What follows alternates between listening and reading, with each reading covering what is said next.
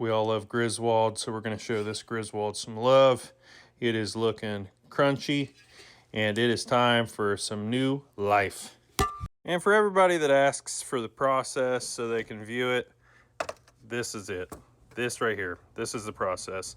I don't know how much viewing you can do of this without getting bored, but you're welcome to watch this as long as you want. Or you can pause it and just enjoy this image, because that's all it is.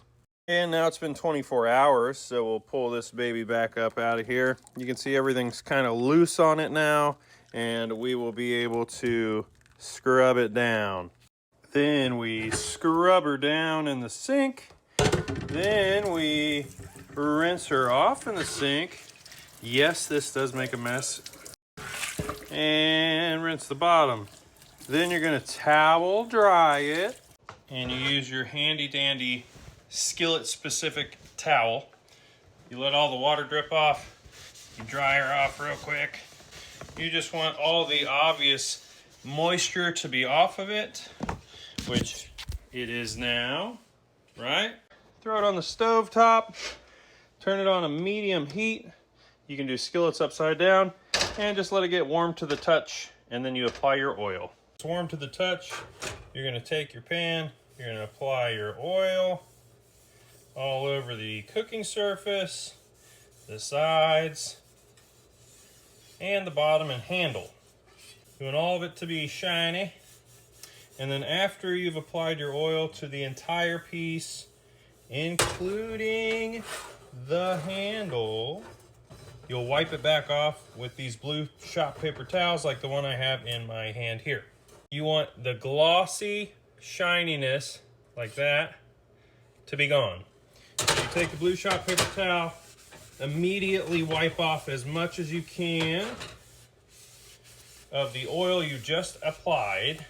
You want a very, very, very thin coat of oil on this when you season it or when you bake it in the oven. Seasoning is just the process of heating the oil to its smoke point, which basically makes it harden on top of the iron, which protects it from moisture and rust and makes it non-stick.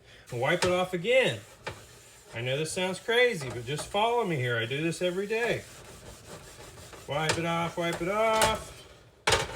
Don't forget to do your handle, the bottom, the cooking surface, and on this griddle and skillets would be the side as well, that little rim there.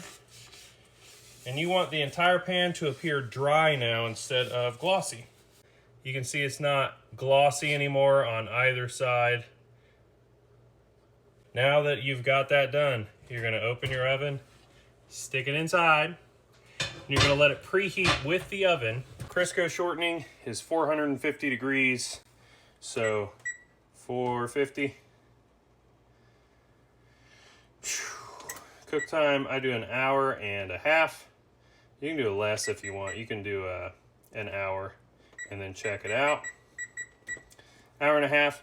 Let the pan preheat with the oven.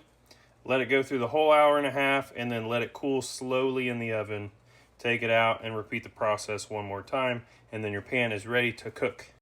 Here it is after 2 rounds of seasoning.